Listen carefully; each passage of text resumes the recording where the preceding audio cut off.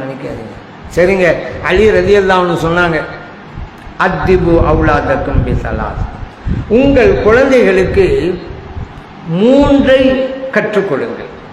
ஒன்று பிஹுப்பி நபியிக்கும், உங்கள் நபியை நேசிப்பது, அது சொல்லிக் கொடுங்க. 2 வஹுப்பி அஹ்லி பைத்திஹி, ஸல்லல்லாஹு அலைஹி வஸல்லம் அவருடைய குடும்பத்தினரை நேசிப்பது, அது சொல்லிக் கொடுங்க. 3வது திலாவத்தில் குர்ஆன், குர்ஆன் எப்படி ஓதுவது, அதை சொல்லிக் கொடுங்க அப்படின்னாங்க. இதில் சில பேர் நினைப்பாங்க, என்னங்க குர்ஆனை கற்றுக் கொடுக்கறத 3வதாக சொல்கிறாங்க அலி ரலியல்லாஹு கடைசியாக, ஸல்லல்லாஹு அலைஹி வஸல்லம் மஹப்பத்தை ஃபஸ்ட்டு சொல்லிட்டு அவங்களுடைய குடும்பத்தை பற்றி 2வதாக சொல்லிட்டு குர்ஆனை கற்றுக் கொடுக்கறத 3வதாக சொல்லியிருக்கிறாங்களே என்று விவரம் அறியாதவர்கள் கேட்பார்கள். ஆனால் இப்படித்தான் இருக்க வேண்டும் வரிசை. ஏன் தெரியுமா? அந்த மஹப்பத்தை ரசூல் இல்லாம, மஹப்பத்தை அகில பைத்து இல்லாம நீ குர்ஆனை ஓதி என்னப்பா பிரயோஜனம்? என்ன பிரயோஜனம்? இன்னைக்கு யஹூதிகள் ஓதுகிறார்களே குர்ஆனை, ஒன்னை விட அழகா ஓதுவான் யஹூதி. நீங்க என்ன ஓதுறீங்க? ஒரு யஹூதி ஓத சொல்லுங்க, அழகா ஓதுவான்.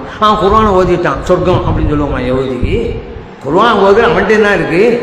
குர்ஆன் ஓதுறது இருக்கு, ஆனா மஹப்பத்தை ரசூல் இருக்கா? இல்லை. இப்போ வெறுமனே குர்ஆன் ஓதுறதல்ல. நபி ஸல்லல்லாஹு அலைஹி சொன்னாங்க, கியாமத்தினுடைய அடையாளத்தை பற்றி சொல்லும் பொழுது பின்னால் ஒரு கூட்டம் வரும், யக்ரஊனல் குர்ஆன், குர்ஆனை அழகாக ஓதுவாங்க. ஆனால் என்ன, லா யுஜாவிசு தராக்கியஹும், அந்த குர்ஆன் ஓதுறாங்கல்ல அது தொண்டைக்குள்ளே விட்டு கீழே இறங்காது அப்படின்ட்டாங்க. இவங்கள யாரு? வழிகட்ட கூட்டம் பின்னால் வருங்கிறாங்க ஸல்லல்லாஹு அலைஹி வஸல்லம் அவர்கள். புகாரியிலே பதிவு செய்யப்பட்ட ஹதீஸ். இப்போ குர்ஆனை ஓதுவது என்பதல்ல, அது வழிகட்ட கூட்டமும் ஓதும், யஹூதியும் ஓதுவார்கள்.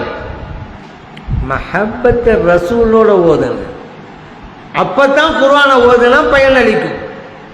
ஆகவே தான் அலி ரலியல்லாஹு சொல்றாங்க, மஹப்பத்தை ரசூலை கற்றுக் கொடுங்க உங்க பிள்ளைகளுக்கு. அதே போல ஸல்லல்லாஹு அலைஹி வஸல்லம் குடும்பத்தினரின் மஹப்பத்தை சொல்லிக் கொடுங்க உங்க குழந்தைகளுக்கு. அது பிறகு பக்குவப்படுத்திட்டீங்களா, அப்புறம் குர்ஆனை சொல்லிக் கொடுங்க.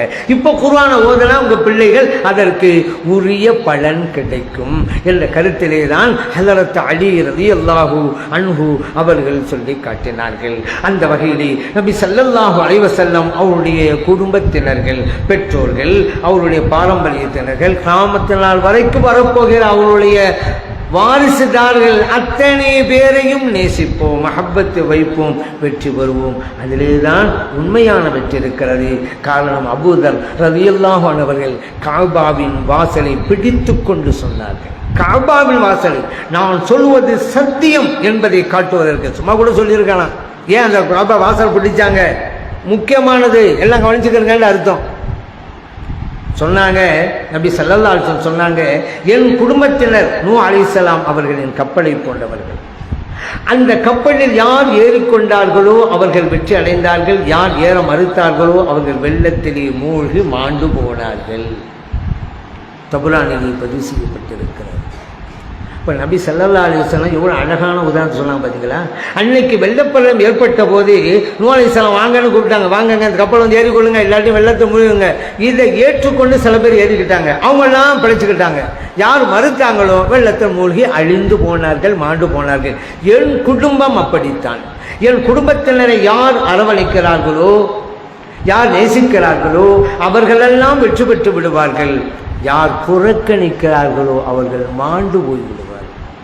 அதனால்தான் நான் அடிக்கடி சொல்வதுண்டு, நூஹ் அலைஹிஸ்ஸலாம் அவர்களுடைய கப்பல் நமக்கு இருக்கின்ற போது வெள்ளத்தை பற்றிய பயம் நமக்கு இருக்கு. சரி, இப்போ